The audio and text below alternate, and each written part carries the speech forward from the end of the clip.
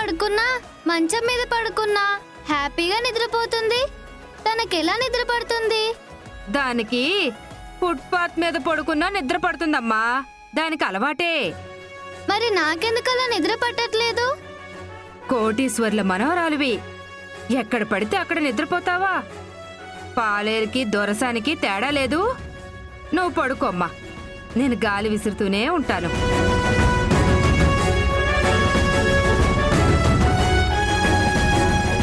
మహాతల్లి పెట్టి పుట్టాలి. ఎవరి కడుపున పుట్టిందో ఏంటో కాని నిద్రకి మాత్రం డోకా లేదు. చక్కగా నిద్రపోతోంది. నువ్వు పడుకోమ్మా. నానమ్మ, ఏసీ లేకుండా ఎలా పడుకోవాలో ఏంటో. అందుకే నీకు ఈ కష్టాలు వద్దు, వెళ్ళిపో అని చెప్పాను. నువ్వేమో ఈ భూమి వల్ల ఇక్కడే ఉండిపోవాల్సి వచ్చింది. ఈ భూమి మీద నువ్వు ఖచ్చితంగా గెలుస్తావమ్మా. పడుకో తల్లి, నేను విసురుతూనే ఉంటాగా. నువ్వు పడుకో, పడుకో.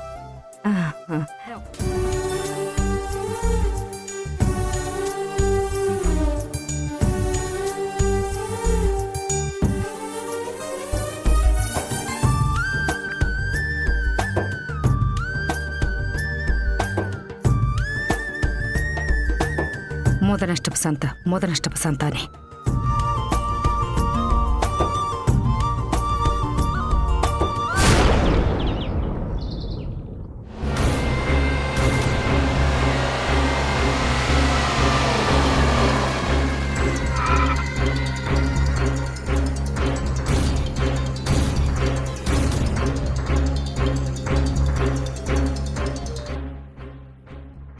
Hello boss. హ్యాపీగా ఉన్నావా రాధిక? నువ్వు నీ కూతురు నేనిచ్చిన డబ్బుతో విల్లాలు కొనుక్కున్నారా? రియల్ ఎస్టేట్ చేస్తున్నారా? మీ గురించి మీరు ఆలోచించుకుంటున్నారు, మరి నా గురించి ఆలోచించడం లేదు కదా? లేదు బాస్, నేను ఆ పనిలోనే ఉన్నాను. కబుర్లు చెప్పొద్దు రాధిక. ఇది నా జీవితానికి సంబంధించింది, నా కూతురికి సంబంధించింది. చెప్పాను కదా, నా కూతురంటే నాకు ప్రాణం అని. నీ నుంచి నీ కూతురు దూరం అయితే ఆ బాధ ఎలా ఉంటుందో తెలుస్తుంది. లేదు లేదు, తొందరపడద్దు బాస్. నేను కావాలంటే డబ్బు తిరిగి పంపించేస్తాను. నాకు కావాల్సింది డబ్బు కాదు, భూమి. నీకు ఆల్రెడీ చెప్పేశాను. నిజంగా నేను మీ పని మీద బయలుదేరాను. భూమిని తీసుకురావడానికి సంధ్య ఇంటికి మనుషుల్ని పంపిస్తున్నాను. నాకు కొంచెం టైం ఇవ్వండి బాస్. మీరు కోరుకున్నట్టుగానే ఖచ్చితంగా భూమిని మీ దగ్గరకు పంపిస్తాను. నాకు తెలుసు మీరు ఒక్కసారి ఇస్తే ఏది తీసుకోరని. రాధిక, ఇలా మాటలతో రోజులు గడుపుతున్నావు, కానీ పని మాత్రం కావడం లేదు. నేను వస్తానంటే వద్దంటున్నావు. నేను వచ్చే పరిస్థితి తీసుకురావద్దని కోరుకుంటున్నాను. నాకు భూమి కావాలి. ఆ పాప వస్తే తప్ప నా కూతురు ఇక్కడ బతకదు. అర్థమవుతుందా? అంత పని చేయొద్దు బాస్. నేను ఆ పనిలోనే ఉన్నాను. ఈ భూమిని మీ భూమి మీద అడుగు పెట్టించే బాధ్యత నాది. నేను చూసుకుంటాను. నీ ఫోన్ కోసం ఎదురు చూస్తుంటాను. భూమి దొరికిందని నువ్వు చెప్పే గుడ్ న్యూస్ కోసం ఎదురు చూస్తూ ఉంటాను. అలాగే బాస్. మౌనిక టెన్షన్ చాలదన్నట్టు మళ్ళీ ఈ టెన్షన్ ఒకటే. రోజు రోజుకి బీపీ పెరిగిపోతుంది. ఇంట్లో చూస్తేనేమో మౌనిక బాధ, బయటనేమో ఈ బాస్ బాధ.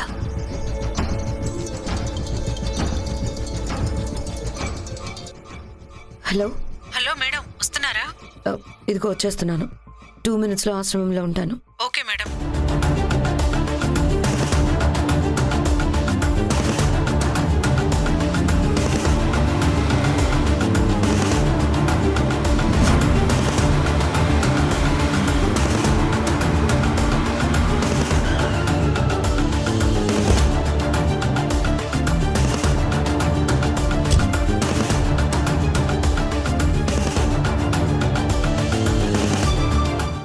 వచ్చారా? వాడెక్కడా? పేరేంటన్నా? ఇక్కడే ఉన్నామని ఫోన్ చేశారు. ఉండండి, ఫోన్ చేస్తాను. Hello madam, hello madam.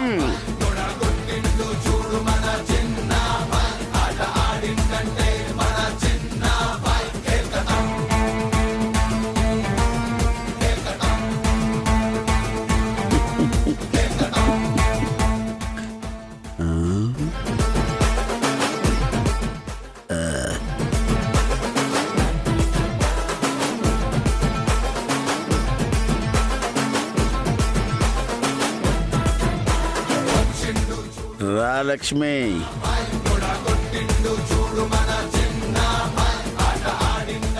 వాడు వీడు కాదు, కాల్ మీ అప్పారావు. అప్పులప్పారావా? నో, జబర్దస్త్ అప్పారావు. జబర్దస్త్ అంటే? అది మా ఇంటి పేరు. నువ్వు చూస్తే కమెడియన్ లా ఉన్నావు. ఇంత సీరియస్ మ్యాటర్ డీల్ చేస్తావా? నువ్వు చూస్తే క్యారెక్టర్ ఆర్టిస్ట్ లా ఉన్నావు. ఇంత సీరియస్ మ్యాటర్ నువ్వు డీల్ చేయగలేంది నేను చెయ్యలేనా? ఎవడమ్మా వీడు? ఎక్కడి నుంచి పట్టుకొచ్చావు? కళాకారుణ్ణి. ఎందుకు అలా అరుస్తావు? రెస్పెక్ట్ మిస్ అయింది. చూడండి, బిస్కెట్ ఇచ్చే వాళ్ళన్నా రెస్పెక్ట్ ఇవ్వని వాళ్ళన్నా అస్సలు నచ్చదు. నేను మీ దగ్గర యాక్టింగ్ చెయ్యను. అరే, ఒక కళాకారుని పట్టుకొని అవమానిస్తావా? నేను ఇప్పుడే వెళ్ళిపోతున్నాను. ఏంటే ఇంకా అలా చూస్తున్నావు? ఆవిడ నన్ను ఇంత అవమానించిన తర్వాత నేను ఇక్కడ ఒక్క క్షణం కూడా ఉండను. ఈ క్యారెక్టర్ క్యాన్సల్. ఆగండి సార్. మేడం, మీరు మాట్లాడిన వాళ్ళు హ్యాండ్ ఇచ్చారని నన్ను వెతకమంటే నేను కష్టపడి ఇతని భార్యని వెతికి పట్టుకున్నాను. మీరేంటి మేడం ప్లాన్ చెడగొడుతున్నారు? సార్ అప్పారావు గారు, మీరు తొందర పడకండి. ఏది ఇందాకేదో అన్నావు, మళ్ళీ అను. అప్పారావు గారు. దానికి ముందు సార్ అన్నాను. ఎంత బాగుందమ్మా ఈ పదం. ఎప్పుడు ఇలాగే కంటిన్యూ చేయి. చూడండి, కాళ్ళు పట్టుకొని బతిమాలింది కాబట్టి ఒప్పుకుంటున్నాను. ఏయ్, తనిప్పుడు కాళ్ళు పట్టుకుంది. నటనంటే అదే మరి. లేనిది ఉన్నట్టుగా చెప్పడం, ఉన్నది లేనట్టుగా చెప్పడమే యాక్టింగ్. ఇంత పెద్ద కళాకారుని మీరు అవమానిస్తున్నారు. నన్నేమైనానండి భరిస్తా, కానీ నాలోని కళాకారుణ్ణి ఎప్పుడూ కించపరచొద్దు. I can't tolerate. నీకు కాన్ఫిడెన్స్ ఉంది కదా, వీళ్ళు నటించగలుగుతారు కదా. అవతల డీల్ చేయాల్సింది సంధ్యని. చాలా డేంజర్. ఆవులిస్తే పేగు లెక్క పెడుతుంది. యూ డోంట్ వరీ మేడం, నాకు అసలు ఆవులింతలే రావు. ఎందుకంటే నాలోని కళాకారుడు ఎప్పుడూ నిద్రపోడు. రేయ్, ఒక్క నిమిషం ఆగరా. రెస్పెక్ట్ మిస్ అయింది. అప్పారావు గారు, కాస్త ఆగండి. అది నీకు ఓకే కదా? మేడం, నాకు తెలిసినంత వరకు భూమికి తండ్రిలాగా, తన భార్య తల్లిలాగా వీళ్ళిద్దరూ బాగానే నటిస్తారు. అదోకే. చూస్తేనేమో నాకంటే ఎక్కువ పిల్లల్ని ఎత్తుకుపోయేవాళ్ళ ఉన్నాడు. పైగా వీణ్ణి చూస్తే తాతయ్య వయసు ఉంటుంది. తండ్రి అంటే సంధ్య నమ్ముతుందా? వీడు ఒక కళాకారుడికి రెస్పెక్ట్ ఇవ్వకపోతే ఎలా ఇవ్వరానార్? అచ్చో, నువ్వు పోషించేది లాయర్ క్యారెక్టర్ కాదురా, తండ్రి క్యారెక్టర్. ఏంటి జానకి ఇలా చేశావు? మీ అమ్మ 9 నెలలే కడుపులో మోసింది, కానీ నేను నిన్ను 20 ఏళ్ళు గుండెల మీద మోసాను జానకి. అయ్యో, నువ్వు కన్న తండ్రిని మోసం చేశావు జానకి. జానకి ఎవరు? ఆ? మనం తీసుకెళ్లేది భూమిని కదా. నేను తండ్రి క్యారెక్టర్ కాబట్టి ఆ క్యారెక్టర్లో లీనమైపోయాను. పాత సినిమాలో గుమ్మడి గారు ఇలాగే చెప్పేవారు, అందుకే నేను గుమ్మడి గారి క్యారెక్టర్లోకి వెళ్ళిపోయా. ఓ, నీకు దండం పెడతాను. ఓ,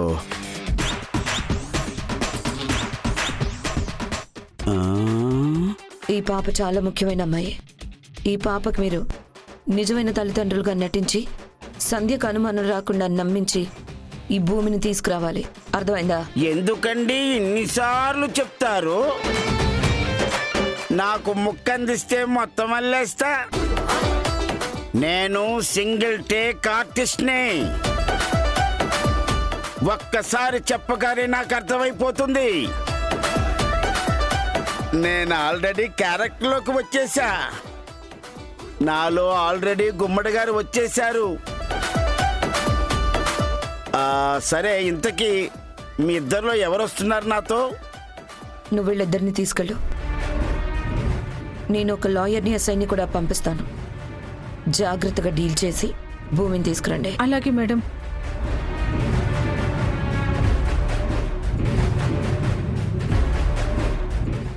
పిల్లలు నేను 1 గంటలో వస్తాను, జాగ్రత్తగా ఆడుకోండి.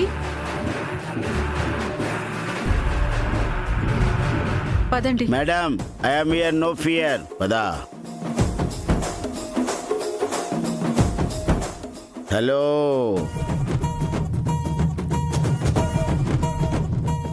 ఏంటి ఆగారు?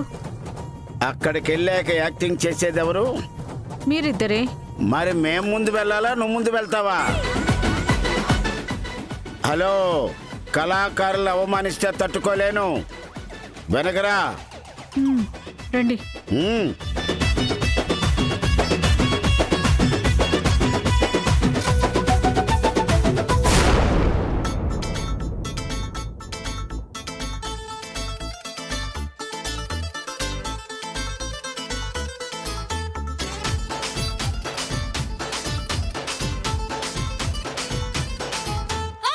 బన్నీ బన్నీ బన్నీ బన్నీ హాయ్ బన్నీ బన్నీ బన్నీ బన్నీ నిన్ను చూస్తే జారుతుంది చున్నీ అన్ని కాదు అందుకోర కొన్ని అన్ని కాదు అందుకోర కొన్ని అల్లుడెప్పుడవుతావని అడుగుతుంది పిన్ని అల్లుడెప్పుడవుతావని అడుగుతుంది పిన్ని బన్నీ బన్నీ సిన్ని సిన్ని సిన్ని సిన్ని సిన్ని సిన్ని చెంప మీద ముద్దులతో దున్ని ఎత్తుకెళ్తా పథకమే పన్ని ఎత్తుకెళ్తా పథకమే పన్ని ఎవడైనా అడ్డొస్తే పంపిస్తా తన్ని ఎవడైనా అడ్డొస్తే పంపిస్తా తన్ని బన్నీ బన్నీ సిన్ని సిన్ని సిన్ని సిన్ని బన్నీ బన్నీ బన్నీ బన్నీ నిన్ను చూస్తే జారుతుంది చున్నీ సిన్ని సిన్ని సిన్ని సిన్ని చెంప మీద ముద్దులతో దున్ని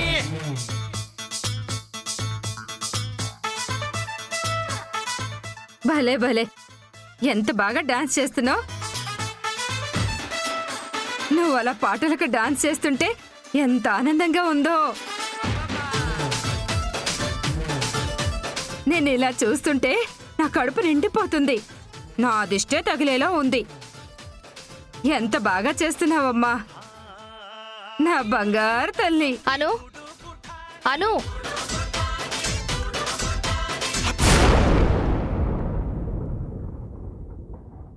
ఏంటి సంధ్య? అను ఏదో సంతోషంగా పాటలు పెట్టుకుని అలా డాన్స్ చేస్తుంటే దాన్ని ఆఫ్ చేసావు. దాన్ని డాన్స్ కూడా చేయనివ్వా? ఎందుకు పాటలు ఆపేశావు? అత్తయ్య, చిన్నపిల్లల్ని అన్నింట్లో ఎంకరేజ్ చెయ్యొద్దు. అను పక్కన భూమిని చూడండి, చక్కగా డ్రాయింగ్ చేసుకుంటుంది. నువ్వు కూడా వెళ్ళి కింద కూర్చుని డ్రాయింగ్ నేర్చుకో. డ్రాయింగ్ చేయాలా? నాకు డ్రాయింగ్ రాదు, అస్సలు ఇష్టం లేదు. ఇష్టం లేకపోయినా డ్రాయింగ్ నేర్చుకోవాలి. ఇష్టం లేదని చెప్తున్నాను కదా, అయినా డ్రాయింగ్ వేయమంటావేంటి? నువ్వు గట్టిగా మాట్లాడుతున్నావు. మీ ఇంటికి వెళ్ళిపో. మీ మమ్మీకి ఫోన్ చేసి అను ఇక్కడ ఉండలేకపోతుంది, నేను చెప్పిన పనులు తను చెయ్యలేకపోతుంది అని చెప్తాను.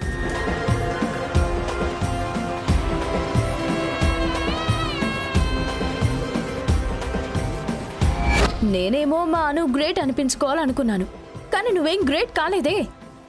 భూమియే గ్రేట్. వద్దొద్దు, ఏం అవసరం లేదు. నేనెందుకు ఉండలేను? ఉంటాను. కానీ నాకు డ్రాయింగ్ రాదని చెప్పాను కదా. నీకు రాకపోతే భూమి నేర్పుతుంది. భూమి, అనుకి డ్రాయింగ్ నేర్పిస్తావా?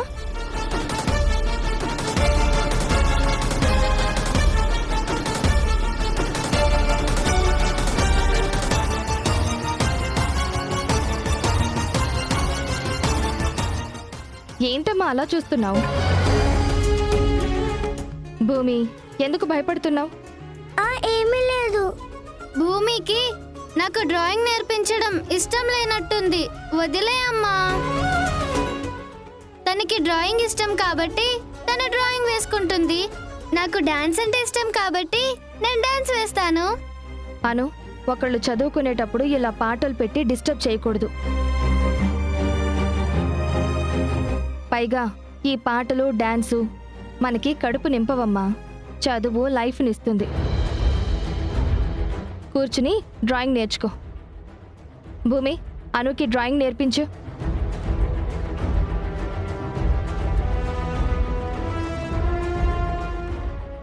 అమ్మా నేను నేను ఏంటి భూమి, ఎందుకు భయపడుతున్నావు? భూమి, నువ్వే డ్రాయింగ్ నేర్పించాలి. అను, వెళ్ళి కూర్చో. ఈ గోల తట్టుకోలేకపోతున్నాను.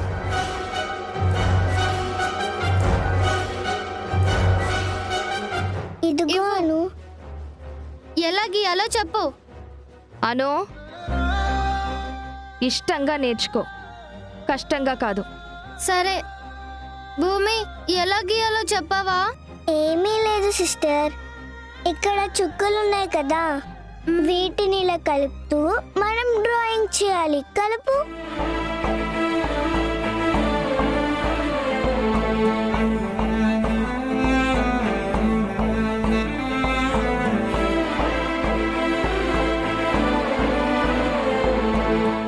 ఏ భూమి, ఏం చేస్తున్నావే?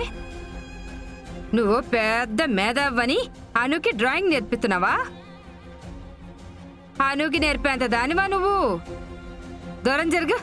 తప్పైందమ్మగారు, అమ్మ చెప్పింది కదా, అందుకే నేర్పిస్తున్నాను. అత్తయ్య,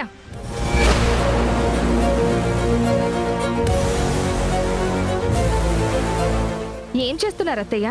ఆ, నేనేం చేస్తున్నానమ్మా? పిల్లలు ఒకరి మీద ఒకరు పడుతుంటేను. అత్తయ్య, మీరు పక్కకు రండి. పిల్లలు, మీరు డ్రాయింగ్ గీసుకోండి. అత్తయ్య, మీరు ఒకసారి పక్కకు రండి. దీనివల్ల నేను అడ్డంగా బుక్ అయ్యాను. అత్తయ్య, మిమ్మల్ని రండి.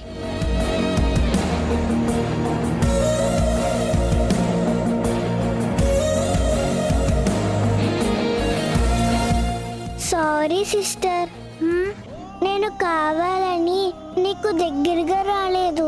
ఇప్పుడు దూరంగా వెళ్తాను. వద్దు. ఇప్పుడు నువ్వు దూరం వెళ్ళిపోతే మీ అమ్మ వచ్చి నన్ను పనిష్ చేయడానికా? దగ్గరగానే కూర్చో, పర్వాలేదులే. ఇప్పుడు చెప్పు, బొమ్మలు ఎలా గీయాలో చెప్తున్నావు కదా, చెప్పు.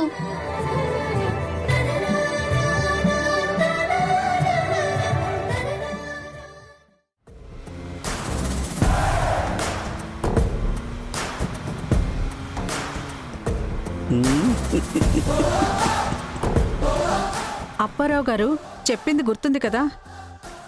అక్కడ ఏమాత్రం తేడా వచ్చినా సంధ్య ఇట్టే పసిగడుతుంది.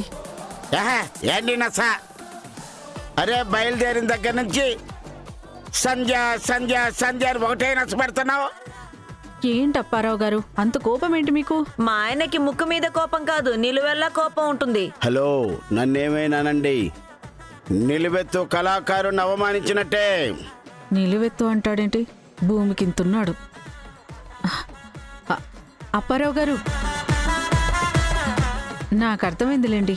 ఏం నీకు అర్థమైంది? అరే, మీకు నా మీద నమ్మకం లేకపోతే వేరే ఆర్టిస్ట్ని తెచ్చుకోండి. అరే, సింగిల్ టేక్ ఆర్టిస్ట్ని పట్టుకొని ఇన్నిసార్లు అవమానిస్తారా? ఎన్నిసార్లు మీరు నాకు చెప్పారు ఎత్తుకు రావాల్సిన పాప పేరు సంధ్య అని? అయ్యో, ఆ పాప చిన్నప్పుడు ఇనప పెట్టెతో పాటు దొరికిందని, అరే ఆ పెట్టెలో ఒక బొమ్మ ఉందని. ఇదేనా మీరు చెప్పింది? ఎందుకండి అరిచి అరిచి పేర్లు మర్చిపోతారు? మనం తీసుకురావాల్సింది సంధ్యని కాదండి, భూమిని. భూమో ఆకాశమో? అరే, భూమి ఆకాశాలు బద్దలయ్యేటట్టు నటిస్తాను. ఇప్పుడు సంధ్య తల్లి భూమిని తీసుకొస్తా. అయ్యో, తల్లి కాదండి, పిల్ల. సంధ్య పిల్ల భూమి. అదేనండి, భూమి తల్లి సంధ్య, సంధ్య పిల్ల భూమి. ఇక మీరు ఇలా కన్ఫ్యూజ్ చేస్తే ఆర్టిస్ట్ కన్ఫ్యూజ్ అయిపోతాడు. అరే, సింగిల్ టేక్ ఆర్టిస్ట్ కి ఒకేసారి డైలాగులు చెప్పాలి. అప్పారావు గారు, రాధిక గారు ఎవరైనా తెలిసిన యాక్టర్ కావాలని ఎంతో కంగారు పడుతుంటే నా ద్వారా మీరొచ్చారు. మీరు ఏమాత్రం ఇందులో ఫెయిల్ అయినా రాధిక గారు ఊరుకోరు. హలో, ఎంత తీసుకున్నావు కమిషను? కమిషన్ ఏంటి? నాకు ఇస్తానన్న దాంట్లో నువ్వెంత కమిషన్ తీసుకున్నావు? అలా మాట్లాడుతున్నారేంటి? నేను కమిషన్ తీసుకునే దానిలా కనబడుతున్నానా? కదా నేను మాట తీసుకొచ్చే వాళ్ళకి కనిపిస్తున్నానా? అదే నేను ఒకసారి కమిట్ అయితే నా మాట నేనే వినను. ఈ డైలాగ్ ఎక్కడైనా విన్నావా? విన్నాను. ఎక్కడ విన్నావు? పోకిరి సినిమాలో మహేష్ బాబు చెప్పాడు. మహేష్ బాబు కన్నా ముందు నేను ఈ డైలాగ్ చెప్పాను. నన్ను చూసే పూరి జగన్నాథ్ ఈ డైలాగ్ రాశాడు. ఆ విషయం తెలుసా నీకు? మా ఆయన్ని తక్కువ అంచనా వేసావేమో. ఈయన స్టేజ్ ఎక్కి పద్యం పాడితే ఈలలు గోలలు చెప్పట్లే. ఏవండి, నా కోసం ఒక్కసారి ఒక పద్యం పాడండి ప్లీజ్ అండి. వద్దు లక్ష్మి. నా కోసం అండి ప్లీజ్ అండి. జెండాపై కపిరాజు, జెండాపై కపిరాజు, ముందు శ్రితవాది శ్రేణియం గూర్చి నే దండం బున్గుని తోలు చందనము మీద నారి సారి. ఏవండి అప్పారావు గారు, మీకు దండం పెడతానండి. మీరు పద్యాలు పాటలు పాడి మెప్పించాల్సింది నన్ను కాదు, సంధ్య గారిని. అత్తయ్య, మీరేం చేస్తున్నారో మీకేనా అర్థమవుతుందా? నీ వల్ల నువ్వు కూతురు అనుకుంటున్న భూమి వల్ల అను చెడిపోతుంది. అను పాప ఇబ్బంది పడితే మాత్రం నేను చూస్తూ ఊరుకోను. నువ్వు నీ కూతుర్ని ఎవరికిచ్చావో చెప్పకుండా దాచిపెట్టుకున్నావు కదా. ఆ కూతుర్ని నేను అనులో చూసుకుంటున్నాను. అనుని చూస్తుంటే నీ కడుపున పుట్టిన బిడ్డలాగే అనిపిస్తుంది.